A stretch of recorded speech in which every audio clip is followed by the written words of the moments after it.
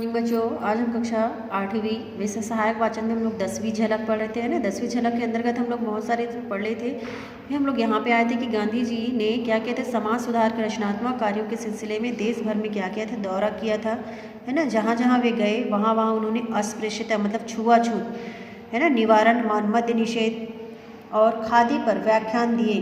किसी मदिरापान ना करने के लिए ना, किसी दिन तो वे 20-25 सभाओं में बोलते थे। एक दिन जब व्याख्यान देकर लौटे तो बेहोश हो गए, है ना। क्या हो गए? बेहोश हो गए। और डॉक्टर की सलाह से उन्होंने 2-3 दिन विश्राम किया और फिर दौरा को क्या किया, प्रारंभ कर दिया। दौरे में उनके साथ उनकी अंग्रेज शिष्या मीराबेन और निजी सचिव प्राइवेट सेक्रेटरी महादेव भाई और देसाई सदा रहते थे। महादेव भाई उनके इतने निकट थे कि गांधी जी क्या सोच रहे हैं इसे भांप लेते थे। मीराबेन उनकी भोजन पर आवास आदि की व्यवस्था करती थी और उन्होंने थोड़ी बहुत हिंदी सीख ली थी, जिससे वे गाँव में जाकर लोगों की समस्याओं को समझने की कोशिश करती थी। और सभाओं में गांधी जी जब भाषण समाप्त करते तब झोली फैलाकर दरिद्र नारायण के नाम पर दान मांगा करते और जनता नोटों, रुपयों और पैसों की वर्षा से उसकी झोली को क्या कर देते थे, झोली को भर देती। इस महिलाएं तो अपने बहुमूल्य आभूषण तक उनके सामने उतार कर उनको दे देती।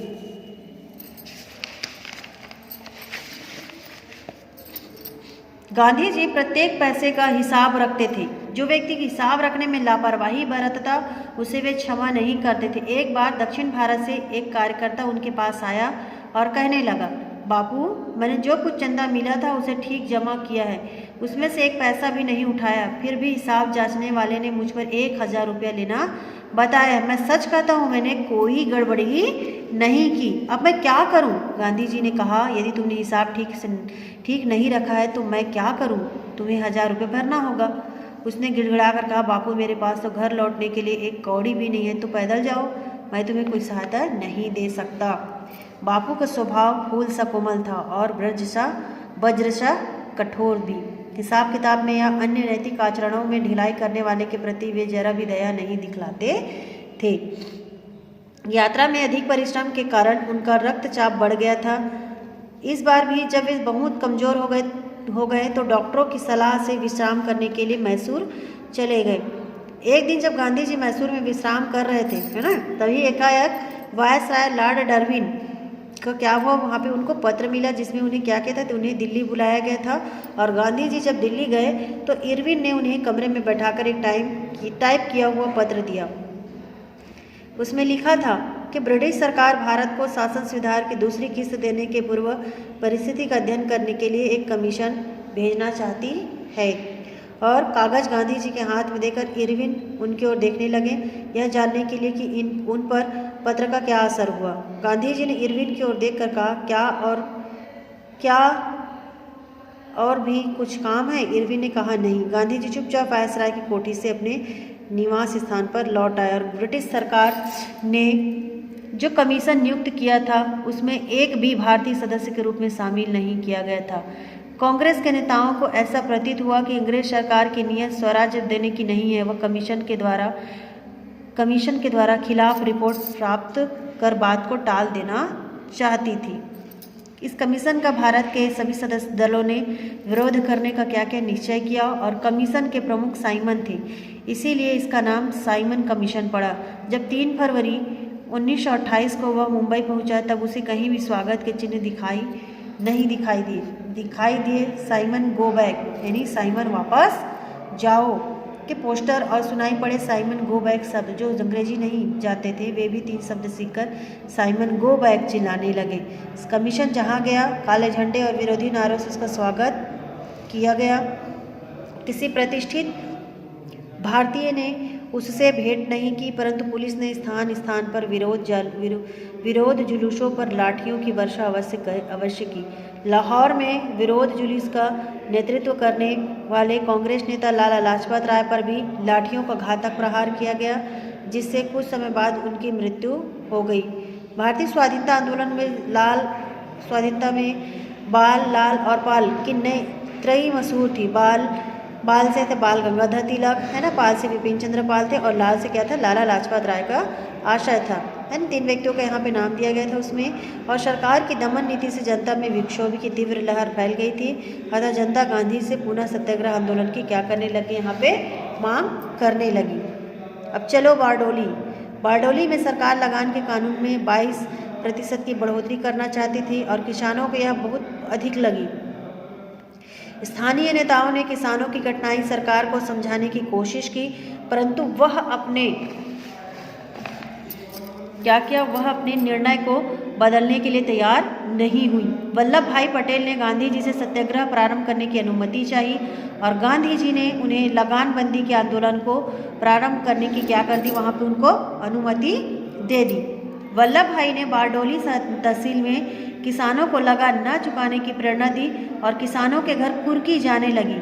क्या करने लगी? कुर्की जाने लगी। कुर्की करने वाले उनके घर का सामान उठा ले जाते और गाय, ढोर, भैंस भी ले जाते, किंतु जब सामान या ढोरों की नीलामी बोली जाती तो कोई खरीदार सामने न आता था। ऐसी दशा में सरकारी कर्मचारी 4-6 आने में गाय भैंस खरीद लेते थे और किसानों के खेत भी इसी प्रकार सस्ते दामों में क्या कर देते थे, बेच दिए गए। ज्यों-ज्यों सरकार का दमन बढ़ता जाता त्यों-त्यों आंदोलन में तेजी बढ़ती जाती और इस आंदोलन की ओर सारे देश का ध्यान खींच गया और स्थान स्थान पर सभाएं होती, जिनमें किसानों पर होने वाले अत्याचारों पर क्या करते थे, वहाँ पे भाषण होते थे, है ना। और चलो बारडोली के नारे लगाए जाते थे। सत्याग्रह को देश भर से सहायता पहुँचने लगी थी और अनुमान है कि 87,000 किसानों ने लगान न देकर सत्याग्रह में भाग लिया। कि सत्याग्रह 3.5 महीने तक चलता रहा और सत्याग्रहियों की अनुभूति में क्या हुआ, देश भर में बारडोली दिवस मनाया गया। किसान का यहाँ पर बारडोली आंदोलन था, हम लगान नहीं देंगे, है ना। और आश्चर्य की बात यह है कि कहीं से भी हिंसा का समाचार प्राप्त नहीं हुआ, कहीं लड़ाई झगड़े नहीं हुए और जनता के जोश के आगे सरकार झुकी और उसने जांच कमीशन बैठाकर किसानों के पक्ष में रिपोर्ट को प्राप्त कर ली और लगान वृद्धि का कानून जो कर दिया वहाँ पे उन्होंने रद्द करवा दिया और जब्त जमीनें उनको लौटा दी गई और जो पशु बेच दिए गए थे उनका मुआवजा दिया गया। सत्याग्रहियों की रिहाई कर दी गई और सत्याग्रह की यह पूर्ण विजय कही जा सकती। इसका सफल संचालन करने के कारण जनता ने वल्लभ भाई सरदार को उपाधि प्रदान की, तभी से वे सरदार वल्लभ भाई पटेल कहलाने लगे। गांधी जी के नेतृत्व में जनता का दुगुना विश्वास बढ़ गया। बारडोली की सफलता से उत्साहित हो तरुण पीढ़ी गांधी जी कांग्रेस के पूर्ण स्वातंत्र्य के प्रस्ताव को कार्यान्वित करने के लिए किसी प्रभावकारी आंदोलन की मांग करने लगी और देश का वातावरण बहुत क्षुब्ध हो रहा था। हिंसा में विश्वास रखने वाले तरुण रक्त क्रांति का स्वप्न देख रहे थे। वे देश से अंग्रेजी शासन को समाप्त कर मजदूर किसानों का राज्य स्थापित करना चाहते थे और सरकार ने साम्यवादी विचारधारा से प्रभावित व्यक्तियों को पकड़कर उन पर क्या किया, षड्यंत्र के मुकदमे चलाए। उनमें मेरठ षड्यंत्र केस ने बड़ी प्रसिद्धि पाई। कुछ क्रांतिकारियों ने वायसराय लॉर्ड इरविन की स्पेशल ट्रेन को बम से उड़ाने की असफल कोशिश भी की। वे सरकारी खजाने लूटते, शस्त्रागारों पर आक्रमण करते और कथित अत्याचारी अंग्रेज अधिकारियों की असफल हत्या के प्रयत्न करते रहे। परिणाम स्वरूप वे फांसी के तख्ते पर झूलते तथा आजन्म कारावास का दंड भोगते थे। रह रहकर घटित होने वाली हिंसा की घटनाओं के कारण गांधी जी किसी देशव्यापी आंदोलन को शीघ्र ही प्रारंभ करने के पक्ष में नहीं थे, परंतु प्रबल जनमत की बहुत समय तक अवहेलना भी कैसे की जा सकती थी। इसी बीच इंग्लैंड में मिली जुली सरकार कायम की हो गई थी और मजदूर दल के नेता मैकडोनल्ड प्रधानमंत्री के पद पर आसीन हुए थे और इनकी सहानुभूति भारत के स्वतंत्र आंदोलन के पक्ष में थी। इसलिए उन्होंने क्या किया, सर्वदलीय नेताओं को आमंत्रित कर एक गोलमेज परिषद बुलाने का प्रस्ताव रखा। गांधी जी ने इस बैठक में भाग नहीं लिया। वे देश को संगठित करने के यहाँ पे उन्होंने क्या करने लगे, प्रयत्न करने लगे।